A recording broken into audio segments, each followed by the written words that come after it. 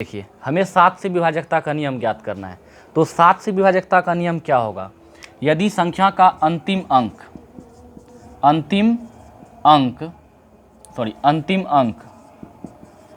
का 2 गुना करके संख्या में ऐड करने, संख्या से घटाने पर, यदि संख्या के अंतिम अंक का 2 गुना करके संख्या से घटाने पर जो रिजल्ट आएगा यदि वो 7 से कटता है तो हम समझेंगे कि ये पूरा संख्या 7 से कटता है। जैसे आपको चेक करना है 134 को कि ये 7 से कटेगा कि नहीं कटेगा। तो इसका अंतिम अंक कितना है? 4 है। 4 का आप क्या कीजिए? 2 गुना कीजिए। इसमें 2 से गुना कीजिए, कितना हुआ? 4 दूनी 8 हुआ। तो आप 13 में से 8 को घटा लीजिए। 13 में 7 का कितना हुआ? 5। तो 5 7 से नहीं कट रहा है, इसका मतलब 134 भी 7 से नहीं कटेगा। दूसरा देखिए, यदि आपको 217 है, 217 को चेक करना है कि ये 7 से कटेगा कि नहीं कटेगा। तो इसका अंतिम अंक 7 है, इसका दुगुना कर देंगे। अब शेष जो संख्या बचा 21, उसमें से घटाएंगे इसको दुगुना करके। तो 7 दूनी 14, 14 देखिए 21 में से 14 गया 7, 7 कट जाता है 7 से। इसका मतलब है कि 217 जो है वो भी 7 से कटेगा। यदि आपको है 7 कम 7, 7 दूना 14, 7 21, इसको चेक करना है कि ये 7 से कटेगा कि नहीं कटेगा। तो हम क्या करेंगे? अंतिम अंक जो 1 है इसका दुगुना करेंगे। कितना हुआ? 2। इसको घटाएंगे इसमें से 142 में से, कितना हुआ? 2 से 2 गया 0, 140। अब 140 देखिए 7 दूना 14, 7 से कट जाता है। इसका मतलब है कि ये भी 7 से कटेगा। तो इस प्रकार से हम लोग देखें कि 7 से विभाजकता का नियम क्या है। अब हम लोग 8 का तो देख ही चुके थे, 9 का देखिए लिए थे, तो 7 8 9 हो गया। अब लेते हैं 10 का। 10 से विभाजकता का नियम क्या है? तो जिस संख्या के लास्ट में 0 रहेगा वो संख्या 10 से निश्चित है कटवे करेगा। जिस संख्या के अंतिम में 0 रहेगा वो संख्या 10 से कटेगा। अब हम लोग लेते हैं 11 से कि 11 से कौन कौन संख्या कटेगा। तो 11 से कटने के लिए देखिए क्या है रूल। कोई भी संख्या आप लिख लीजिए, 5 4 3 1 5। इसको चेक करना है कि ये संख्या 11 से कट रही है अथवा नहीं कट रही है। तो इसको शुरू से लीजिए और एक एक अंक छोड़ के ऐसे लाइन कर लीजिए। कर लिए? अब जिसको जिसको लाइन किए जोड़िए उसको। 5 3 8 8 5 13, ऊपर हो गया आपको अंक 13। अब जिसको जिसको छोड़े थे उसको ले लीजिए। 4 1 5, अंक हो गया नीचे में 5। अब दोनों का अंतर देखेंगे। यदि दोनों का अंतर या तो 0 हो जाए या तो 11 का गुणज हो, तो यदि ऐसा हो जाता है तो समझेंगे कि ये 11 से कट रहा है। तो आप देखिए 13 माइनस 5 करके कितना हुआ? 8। ये 8 जो है ना तो 0 है ना तो 11 का गुणज है। इसका मतलब है कि ये 11 से नहीं कटेगा। यदि 54,315 को 11 से कटेंगे तो 11 से नहीं कटेगा। दूसरा देखिए, यदि हम लेते हैं, इसको चेक करना है कि ये 11 से कट रहा है अथवा नहीं कट रहा है। तो शुरू से लेंगे और एक एक अंक छोड़ के उसको लाइनिंग करेंगे। कर दिए? फिर एक अंक छोड़ करके लाइनिंग कर दिए। अब जो बच गया नीचे से उसको लाइनिंग करेंगे। इसको यहाँ से, इसको यहाँ से। ऊपर देखिए कितना हुआ? 3 4 7 7 1 8। नीचे आइए 3 4 7 7 1 8। अब देखिए दोनों का अंतर कीजिए। 8 में से 8 गया कितना हुआ? 0 हो गया। इसका मतलब हम क्या बताए थे? या तो 0 हो जाना चाहिए या तो 11 का गुना जाना चाहिए। यदि इस प्रकार की बातें हो जाती है तो समझेंगे कि वो 11 से पूरा का पूरा कट जाएगा। यदि आपको चेक कर तो ये 11 से कट जाएगा। तो इस प्रकार से आप 11 का विभाजकता का नियम देख लिए। अब आइए 12 पे।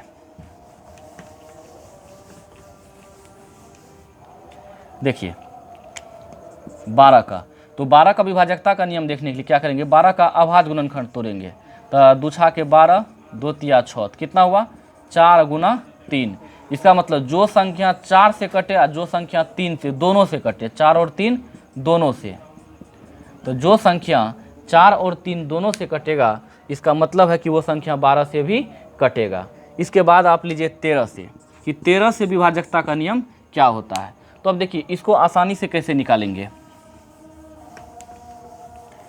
13 को लेके चलिए, मतलब इसका 10 का गुणज वाला कोई संख्या के पास लिखिए जो कि इसके बहुत नज़दीक है। जैसे 13 तिया 39, मतलब 10 का एक गुणज है जो आपको क्या है? 40। उससे ठीक पहले किस में भागा लगता है? 13 से 39 में। हम 10 का कोई गुणज लिए जो 13 से बहुत नज़दीक है तो 40 लिए, और 40 से ठीक पहले जिसमें कि 13 से भागा लग जाता है वो कौन है? 39 है। अब आप बताइए 39 से 40 पे जाने के लिए आपको एक बढ़ना पड़ता है। एक क्या करना पड़ता है? बढ़ना पड़ता है। और 40 में 10 से जब भागा दीजिएगा तो कितना होगा? 40 में 10 से भागा दीजिएगा, 10 चौके 40। इसका मतलब जिस संख्या को हमें चेक करना है कि 13 से कटेगा कि नहीं कटेगा, उसके लिए क्या करना है? उस संख्या के अंतिम अंक का चौगुना करके शेष बचे संख्या जो है उसमें जोड़ देंगे, ऐड कर देंगे। जैसे हमें चेक करना है कि 26 और 13, 13 से कट रहा है कि नहीं कट रहा है, तो अंतिम अंक का क्या करेंगे, चौगुना कर देंगे। तो 4 तिया हो गया 12, शेष जो बचा 261 उसमें 12 को जोड़ देंगे। 2 1 3, 6 1 7, 273 हुआ। अभी भी मान लीजिए हमको पता नहीं चल रहा है कि 13 से कट रहा है कि नहीं कट रहा है। फिर क्या करेंगे, अंतिम अंक का चौगुना कर देंगे। 4 तिया 12, 12 को इसमें जोड़ देंगे। 7 2 9 और 2 1 3, अब हो गया 39। अब बताइए 39 13 से कट न जाएगा? इसका मतलब है कि 2613 भी 13 से कट जाएगा। अब दूसरा हम संख्या लेते हैं।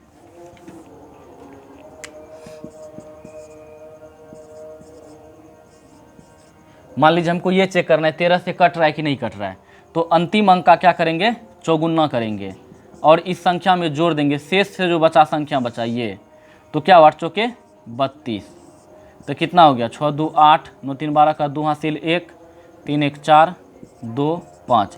फिर अंतिम अंक का चौगुना कर देंगे। 8 चौका 32, तो 2 2 4, 4 3 7 2। फिर अंतिम अंक का चौगुना करके जोड़ देंगे।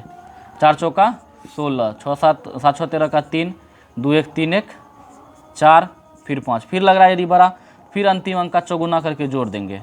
4 तिया 12, 4 2 6, 5 1 6, 4 2 6 5 1 6। तो क्या देख रहे हैं हम, कहीं मिस तो नहीं हो गया? लगता है कहीं मिस्टेक हो गया है। छोटा संख्या लीजिए,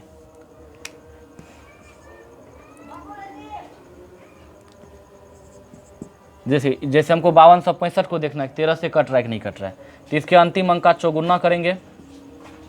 5 चौका 20, इसमें जोड़ देंगे। ये हो गया 6 2 2 4, 546। फिर अंतिम अंक का चौगुना करेंगे और इसमें जोड़ देंगे। 6 चौके 24, तो 4 4 8, 5 2 7, 78। अब देखिए 13 78 से कट जाता है ना, तो इसीलिए आपको पूरा संख्या जो है 5265 वो भी 13 से कट जाएगा। अब 13 का विभाजकता का नियम आप सीख चुके हैं। अब 13 के बाद हम लोग 14 को लेते हैं कि 14 से कौन सा संख्या कटेगा। तो यदि 14 लेते हैं तो 14 का आभाज्य गुणनखंड क्या होगा, 2 गुना 7। कहने का मतलब जो संख्या 2 से कटे और 7 दोनों से कटे वो संख्या 14 से भी कटेगा। तो हम देखें कि जो संख्या 2 और 7 दोनों से कटेगा वो संख्या 14 से भी कटेगा। अब लेते हैं 15 का विभाजकता का नियम। तो देखिए जो संख्या 3 और 5 दोनों से कटे, जो संख्या 3 और 5 दोनों से कटे वो संख्या 15 से भी कटेगा। इसके बाद 16 का तो बताइए दिए थे। अब आइए 17 में, तो 17 का भी वही है। 10 का ऐसा कौन सा गुणज है जो क्या है कि 17 से क्या है, नज़दीक है। जैसे देखिए 10 पचे 50, 10 पचे लीजिए 50, तो 50 है और 17 से कटने वाला 50 के बाद या 50 से पहले कौन है जो इसके बहुत नज़दीक है, 51 है। 51, तो 51 में है यहाँ। अब बताइए 51 से 50 पे आने के लिए एक क्या होना पड़ रहा है, हमको घटना पड़ रहा है। एक होना क्या कर रहा है, घटना पड़ रहा है। अब 50 का जो है जब आप 50 में भागा दीजिएगा 10 से, तो 10 पचे कितना हो जाएगा, 50। इसका मतलब है कि अंतिम अंक का 5 गुना करके माइनस करेंगे। अंतिम अंक का 5 गुना करके क्या करेंगे, माइनस करेंगे। यदि वो हो जाए, अंतिम अंक का 5 गुना करके माइनस कर देंगे। यदि वो कट जाए 17 से, तो पूरा संख्या 17 से कट सकता है। अब जैसे हम लिखते हैं कोई संख्या, जैसे मेरे पास है 17 पचे 85, 17 छः के 2 तर से 102। अब क्या करेंगे, हम इस 2 का 5 गुना करेंगे। अच्छा छोटा पहले लीजिए कन्फर्म होने के लिए। 3417 कि ये 17 से कट रहा है कि नहीं कट रहा है, तो हम अंतिम अंक का 5 गुना करेंगे और जितना होगा उसको घटा देंगे। 7 पचे 35, शेष बचे संख्या में से घटा दिए। 11 में से 5 गया 6, यहाँ बच गया 3 में से 3 गया 0, यहाँ बच गया आपका 3, 306। अब हमको पता नहीं चल रहा है कि मान लीजिए कट रहा है कि नहीं कट रहा है, तो या ऐसे भी देखिए 17 6 का फिर क्या करेंगे, 5 गुना करेंगे, तो 6 पंचे 30, अब फिर घटा देंगे। 30 में से 30 का 0 और 0 सब से कटता है, इसका मतलब ये 17 से कटेगा। तो 17 से कटने का नियम देख लिए कि जिस संख्या का अंतिम अंक का 5 गुना शेष बचे संख्या से घटाने पे कट जाए, तो इसका मतलब है कि वो पूरा का पूरा संख्या 17 से कट जाएगा। अब 18 का विभाजकता का नियम क्या है, तो याद रखिए कि जिस संख्या में या जो संख्या 9 से भी कटे और 2 से भी कटे, जो संख्या 9 और 2 दोनों से कटे वो पूरा संख्या आपको 18 से कटेगा। अब 19 का क्या है, तो 19 का सेम यही है, 19 का विभाजकता का नियम। ऐसा ठीक 19 के नज़दीक वाला संख्या देखेंगे जो 10 का की गुणज है, बहुत नज़दीक, तो 20 है। 10 से जिसमें भागा लग जाता है तो 20 है। अब बताइए 19 से 20 के पास जाने के लिए क्या होता है, हमको एक जोड़ना पड़ रहा है। 19 से 20 के पास जाने के लिए जोड़ना पड़ रहा है, तो क्या करेंगे, अब 20 में जब 10 से भागा देते हैं तो 10 दूना 20, 2 होता है। इसका मतलब 19 से वो संख्या कटेगा जिसके अंतिम अंक का दोगुना करके शेष बचे संख्या में जोड़ दें और रिजल्ट जो आए वो 19 से कट जाए, तो पूरा संख्या 19 से कटेगा। जैसे आपके पास यदि मान लीजिए ये संख्या दिया हुआ है, इसको चेक करना है कि ये 19 से कट रहा है कि नहीं कट रहा है, तो आप क्या करेंगे, अंतिम अंक का दोगुना कर देंगे, इसमें जोड़ दीजिए, 8 दूना 16, अंतिम अंक का दोगुना करके शेष जो 193 बचा उसमें 2 को जोड़ देंगे, तो 8 दूना 16, तो ये हो गया 6 3 9, 9 1 10 का 0 हासिल 1 1 1 2, 209 हुआ। अब 209 देखिए 19 से कट रहा है कि नहीं कट रहा है, नहीं हमको पता चल रहा है, तो फिर क्या करेंगे, अंतिम अंक का दोगुना करके इसमें 20 में अब की बार जोड़ देंगे, तो 9 दूना 18 हो गया। अब 20 में 18 जोड़ दिए तो कितना हो गया, 20 10 30 8 38। अब बताइए 38 19 से कट रहा है, इसका मतलब संपूर्ण संख्या यानी 1938 जो है 19 से कटेगा। तो 19 से विभाजकता का नियम हम क्या समझे कि जिस संख्या के अंतिम अंक का दोगुना करने के बाद शेष जो बचा संख्या उसमें दोगुना को जोड़ दें तो रिजल्ट यदि 19 से कट जाए तो इसका मतलब पूरा संख्या 19 से कटेगा। अब 20 से विभाजकता का नियम क्या होता है कि 20 का देखिए जो संख्या 5 और 4 दोनों से कटेगा वो 20 से भी कटेगा। अब 21 का रहेगा तो जो संख्या 7 और 3 दोनों से कटेगा वो 21 से भी कटेगा। जो अब 22 का रहेगा तो जो संख्या 11 और 2 दोनों से कटे वो संख्या 22 से भी कटेगा। अब 23 का रहेगा तो जिस प्रकार से हम 7 का निकाले, इसके बाद जो है 13 का निकाले, 19 का निकाले, सेम उसी प्रकार से हम 23 का निकाल लेंगे। और इस प्रकार से आपका ये विभाजकता का नियम खत्म है।